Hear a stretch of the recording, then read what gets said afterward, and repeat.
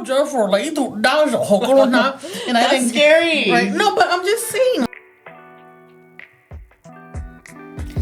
Here at Hmong Insights, we are committed to providing knowledge and fresh information from our viewpoint to empower the Hmong community to form their own perspective on their culture. We recognize the existing negativities surrounding our culture and aim to transform the environment. Our podcast seeks to clarify misconceptions and offer valuable insights for the younger generation, while also working to preserve our cultural heritage.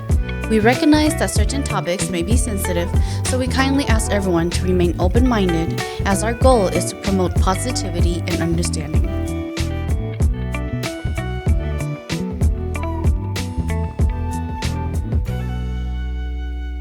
welcome to Hmong Insights. Hi, I'm Susan. Hi, I'm Jen. Hi, I'm Pania.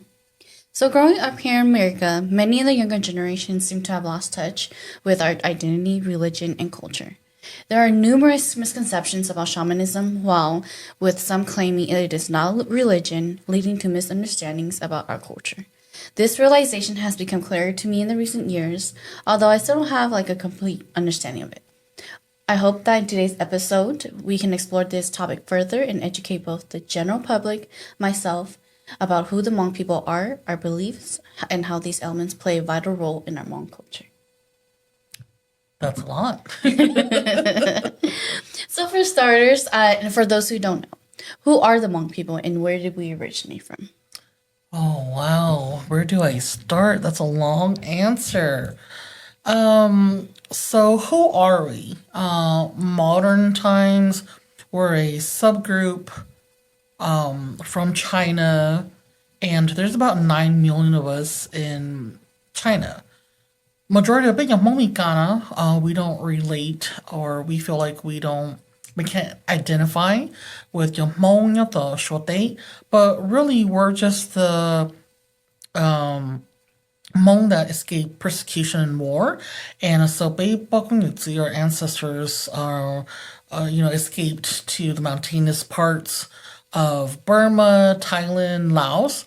So majority of us, about 450,000 of us that's in America, we relate more to Southeast Asia because our grandparents and great-grandparents lived there. But, for example, my great-grandma, grandpa, and great-great-grandma, grandpa, they still speak Chinese. So even though some of us, we're not really from Southeast Asia, we're refugees that live there, but really we're from China. But ancient history, we're a very old, ancient group of people that we've been all around the world. So such as we have myths and legends, and also where we talk about Pangea, where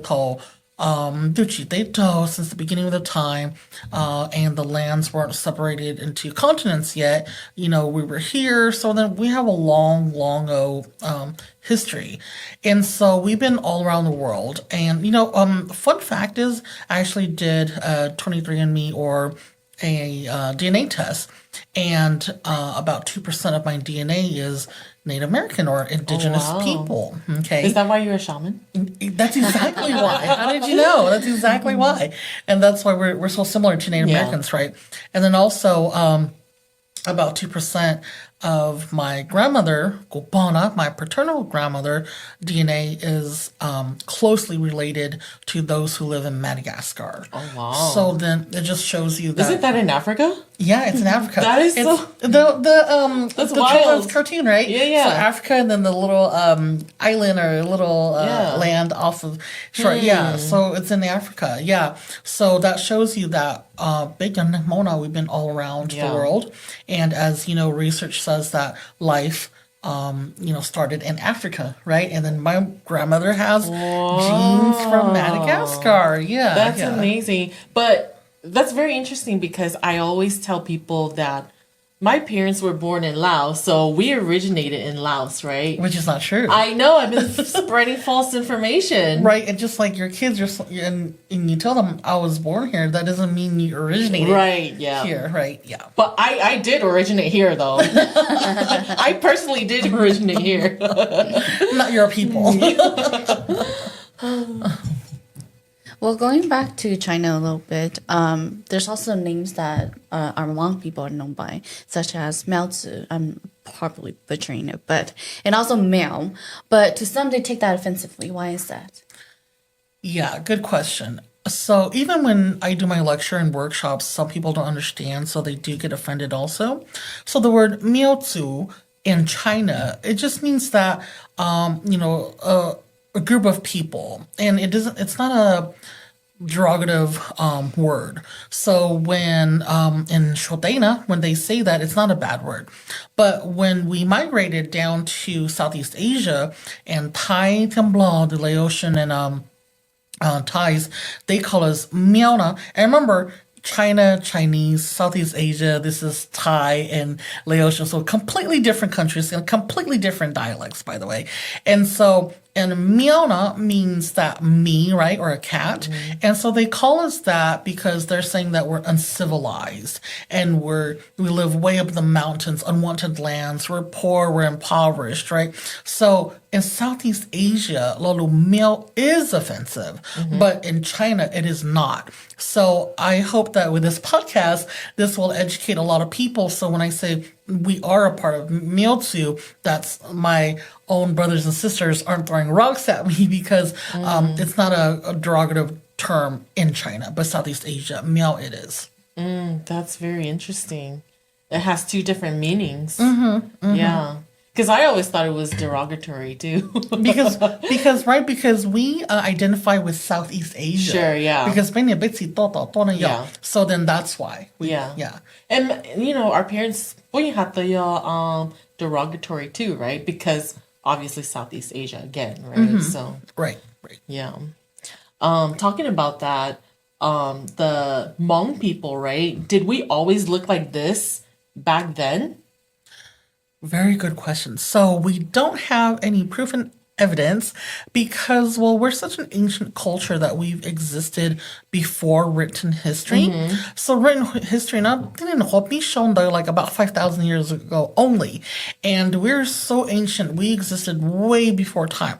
So with that being said, we do have myths and legends that they have well, I dyed my hair, but the elders believe that we had like reddish hair and with light eyes, blue or green eyes. And then so through wars with like Mongolians and like Chinese so they killed away with all the men, so then they took in the wives or the women as their wives. So over centuries of time we look like this now. We're basically so basically ancestors come to the my niece actually, she has blonde hair, but new parents, my brother and my sister-in-law at the time, they have dark hair. They look like me, right? But then she came out with blonde hair. I mean, now it's brown, like it got darker, but yeah. Yeah, and many of us know plenty of people that, their hair is completely blonde, and then it changes over time to dark or, light brown later on. And I also know some students and people that their whole families, right, where they have reddish blonde hair and it never changes to black. Like, that's only light their whole life and their skin is a lot lighter, Yeah. So I believe that the recessive genes are reappearing again, Sure, yeah. and there needs to be a lot of study done so that we'll know for sure. But that's what has been passed down orally through the ancestors, that we did not look like this from a long time ago. Oh, wow. And also, I've met a few families that Mona, like, Tokenku, like 5, 6, 8 generations on both sides, Mona, but then they have green eyes. Wow, beautiful. Yeah, and but then the funny thing is they don't have blonde or reddish hair. Their hair is dark. So they look like me, us, but with green eyes. With green eyes. Wow. With green eyes. And the whole family. Are you sure there's no contact? No, it's not contact The lenses. blood was mixed there somewhere. It's not so, you about 3 generations, I think on their mom's side. But they got it from their mom, though. Because the mom's side has green eyes. But the dad's side, like, but the mom's side, so I think, like, that's why their whole all their kids have green Well, the eyes. mom's genes are strong. Yeah. But that's funny because brown eyes are supposed to be the stronger gene, right? But all the kids have green eyes. All the kids have green eyes. So the Hmong genes is stronger than the brown eyes. Okay, that didn't make any sense. But anyway, we're not scientists, so. So going back to like religion and culture, right? I think a lot of people intertwine those two words. What is the difference between religion and culture? Yeah, religion is like a set of beliefs that guides you through life, and culture is a way of life. So Okay. again, I'm going to repeat that. Religion is a set of beliefs, and culture is a way of life. So culture can be, arts, music, dance, all the above. And religion ma niyo, like philosophy or certain beliefs can niyo. So those are the two main difference. I know it's super hard, and you have to really like sit down and digest it. But that's the difference between culture and religion. Yeah. Yeah, I have questions, a lot of questions.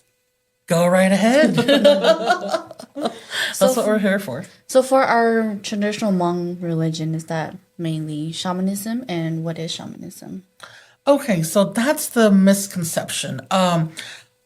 Shamanism is actually a practice. So let me backtrack. The religion for a lot of indigenous or ancient people like us, the scholars, have named our religion animism. So the word ani, A-N-I, is Latin for soul. So basically it means that we believe in, like everything has a soul, everything has a spirit, right? So a lot of indigenous people of many countries, such as Native Americans, and there's so many out there that I can name for. So the Gili group, big indigenous people like us too, animism. So our religion is animism. So the difference between a religion and also practice is, religion, a set of beliefs. And then shamanism, it's something that we practice, that we do rituals, right? So a practice that they practice to upkeep, they call religion, which is animism. So that's why shamanism, it is not a religion, it is a practice of many animistic faith. Does that make sense? Mm-hmm. Okay. Yeah. I think because Beijing used the word shamanism, right? Throughout my whole life. They're like, what are you? Oh, I'm shamanism. Oh, I'm Christian, right? So that's really good. Yeah, and we're not being taught this. So, growing up or in college or whenever I do my lectures, I would have some people like, oh, how is it that your people don't know your own religion?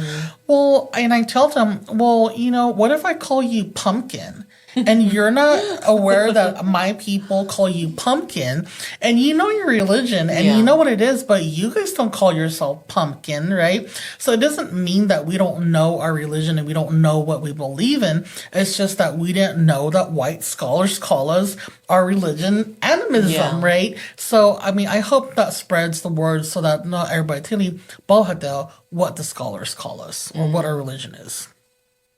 So does the majority of Hmong people know this information about what our religion is actually called and our history?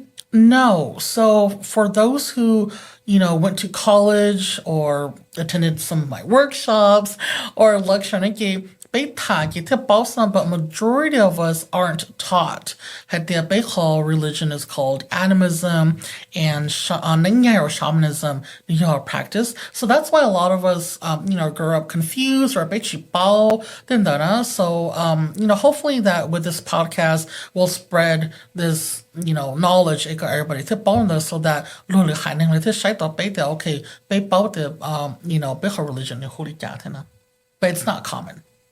So the Libe Dako, that people believe in not believe in shamanism, but we practice shamanism, right? Correct myself. You learned it. Lolo no tining China lolo no, right? Because it's like superstitious. There's taboo and just Ghosts. quite frankly, listening to it is scary, and people don't understand it. So why is it that we say Beijing da, kind of like that. Okay, so Bing Hmong, we like to use shortcut. So like you say, y'all did those of us who believe in the traditional religion again, we're like, oh, bitching da, bitching da kwa.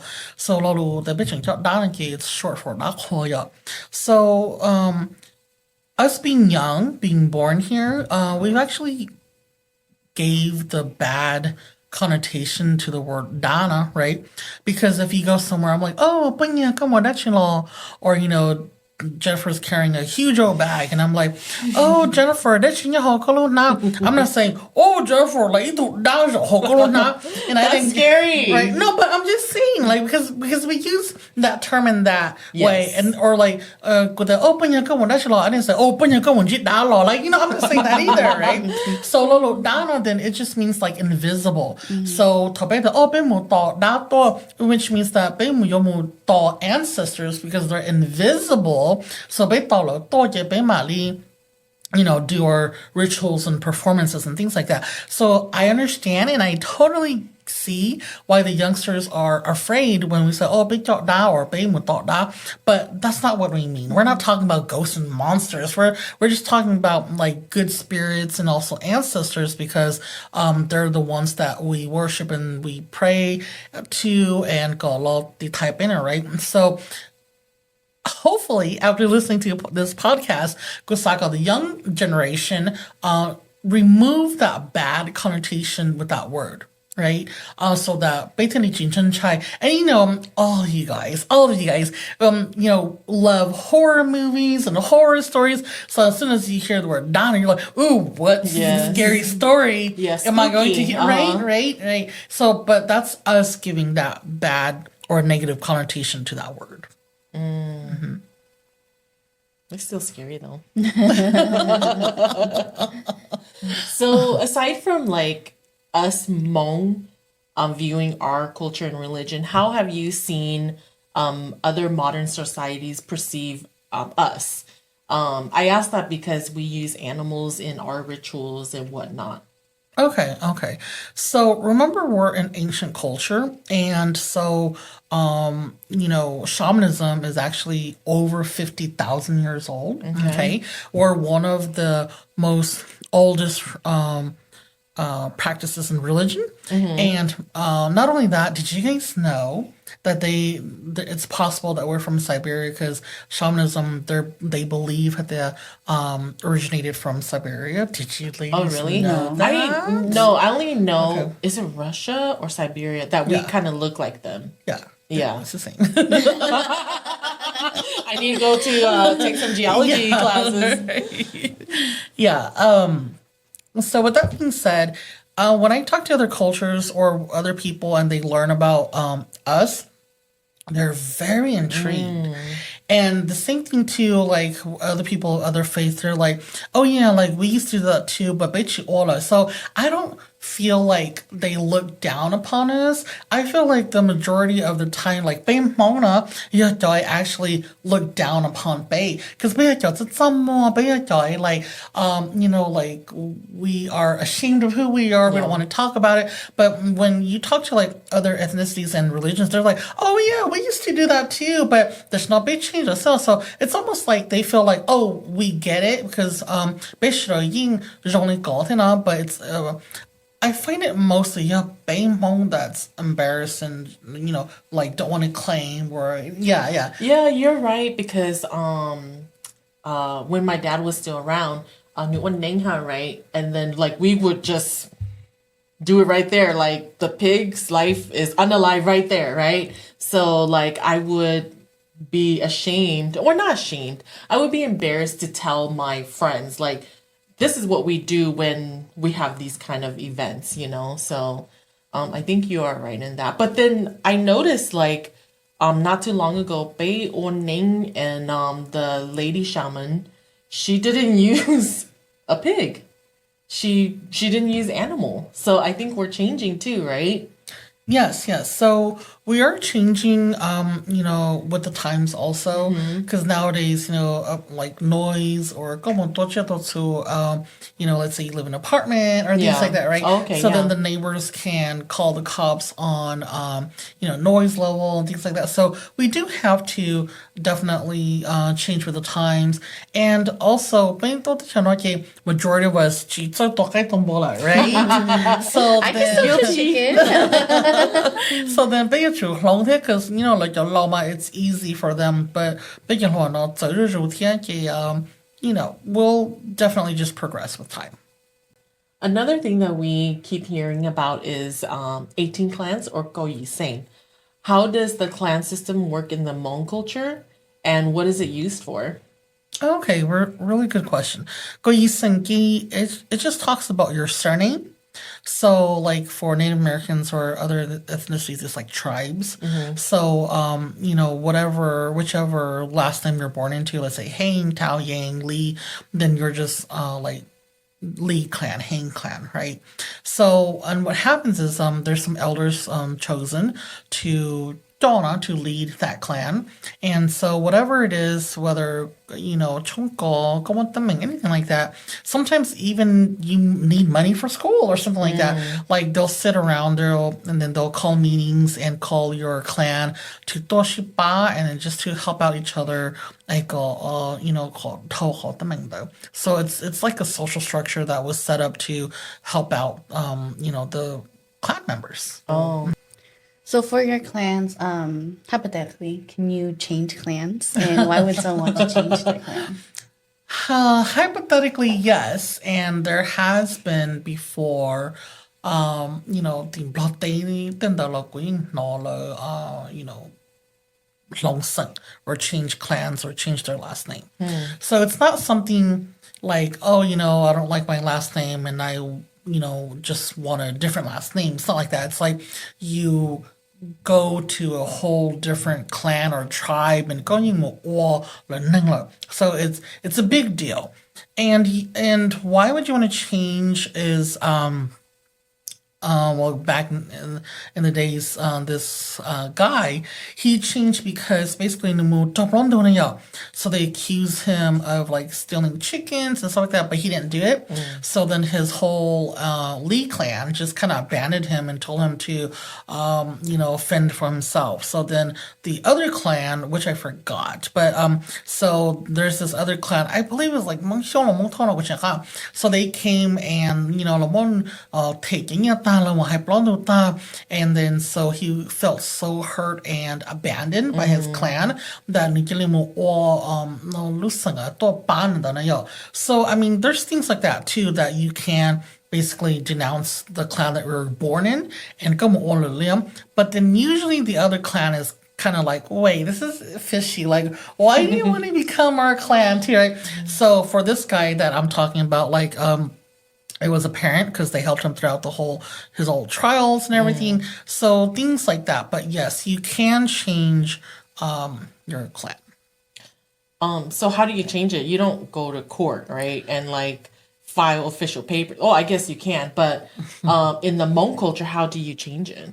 Yeah, so in the Hmong culture, it's like going which means that spiritually, because remember our religion, right? Animism, we're about spirituality. Yes. So going to like, going let's say come all talk, right? So like on nang to go, got through like like this really big baskets spiritually like wow. so you denounce everything from the clan that you were born in. Oh, wow. So it's a big deal. It's not just like deal. Okay, I'm gonna change my last name now. It's not So like it has to be like I can't just willy-nilly say Kusamo or Hmong Lee, right? Because the Hmong Lee don't even know me, right? It has to be someone that Hang and her are the same, right? So for example, if I know someone that Hmong Ta and they've been helping me or like I have relations with them, then who's it, right? So the point here is that what is your reason?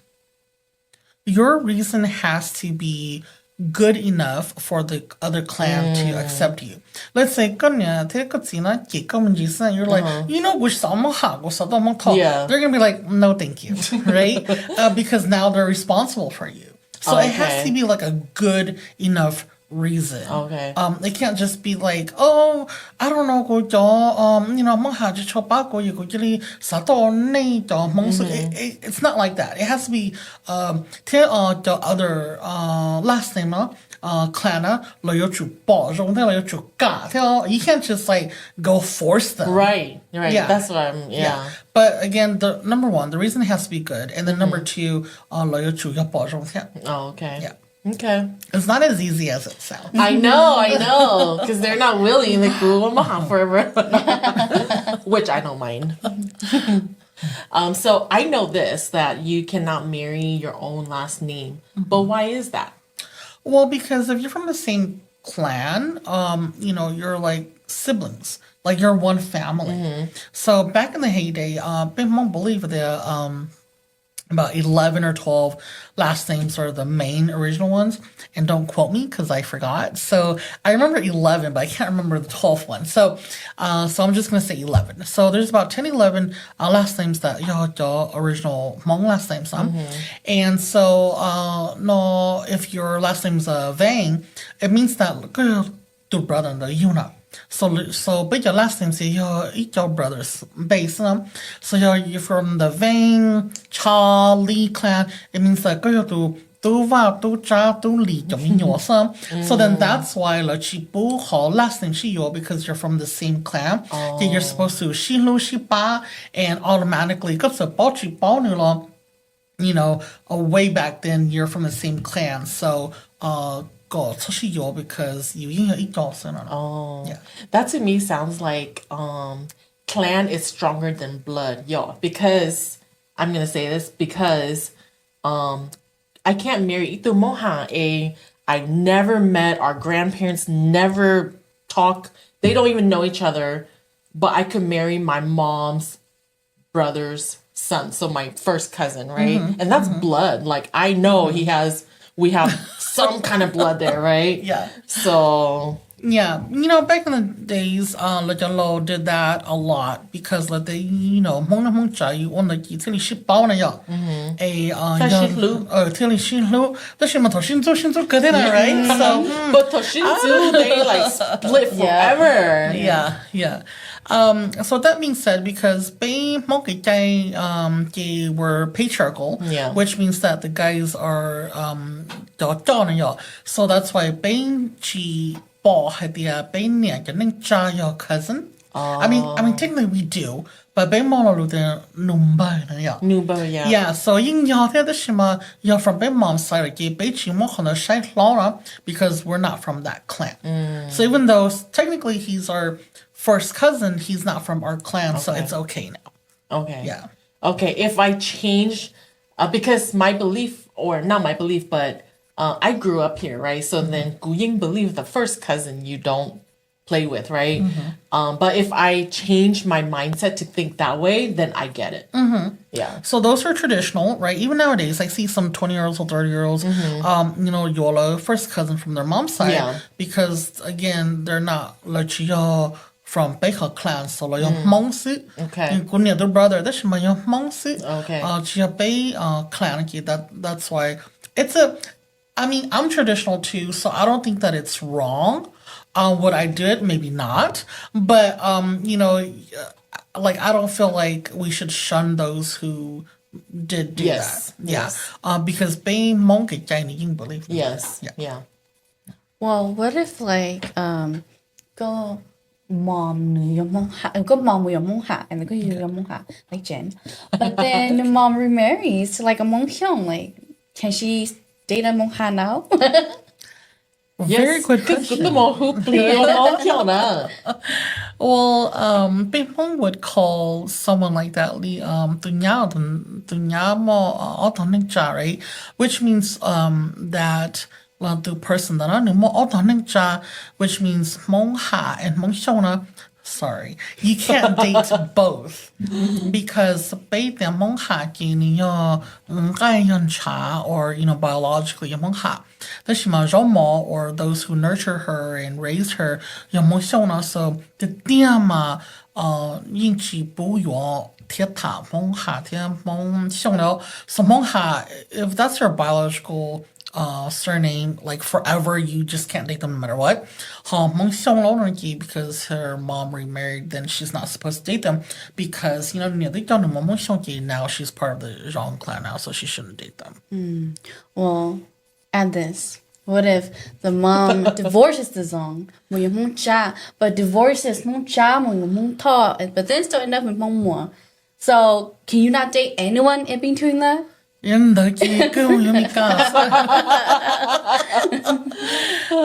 Okay. So every single last name and I couldn't keep up, so sorry. That 零年到呢几起靠了. So let's say to Hmong was the last name. So then now no to Hmong Ha and Hmong Mo she shouldn't date or marry. Let's say your 5 surnames that you named, because you're no longer related to them. So then because technically, biologically, you're a Hang, and now you're a Hmong and you're no longer Hmong because but the last name and the biological name, last name, all the things that you I'm so out of luck. I can't date Hang. I can't date Mong Xiong, Mong Xia. And then Mong He. I can't date Mong He. I couldn't take all. My goodness.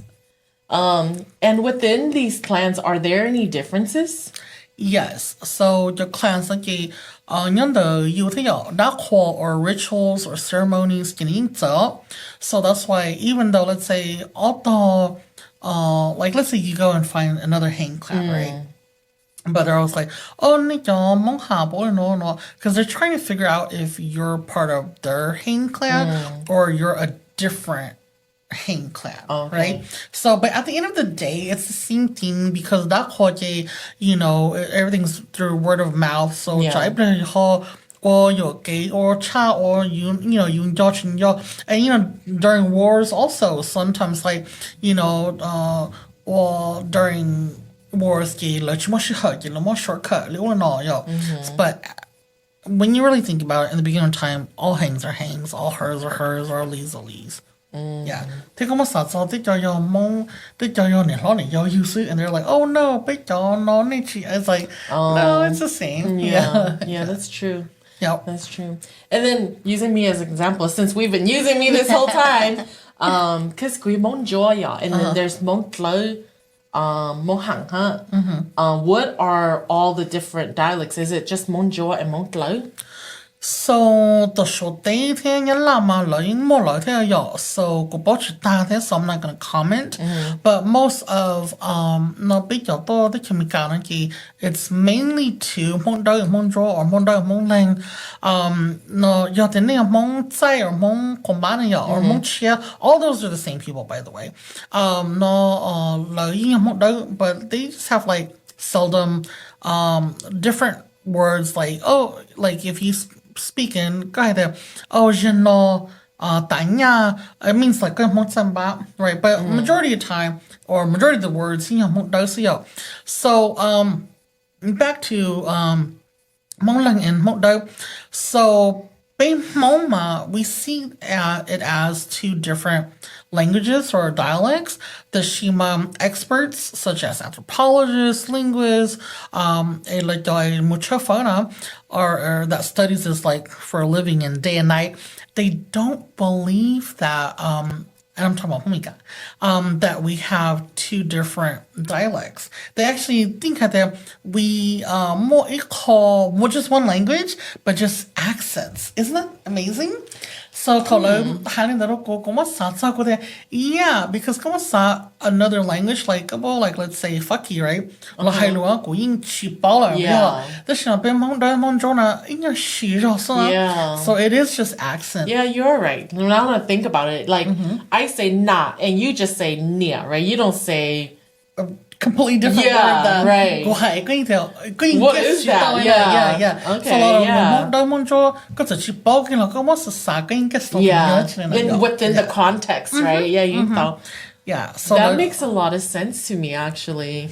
yeah so 被我只是 Luna other people think that your accent suits your language 走了呢 Because we're the same. because We're we are the same we are the same So Beimono, I feel like we're so unique and we're different from a lot of, other ethnicities out there. But then we borrow bits and pieces from a lot of like other cultures. Why is that?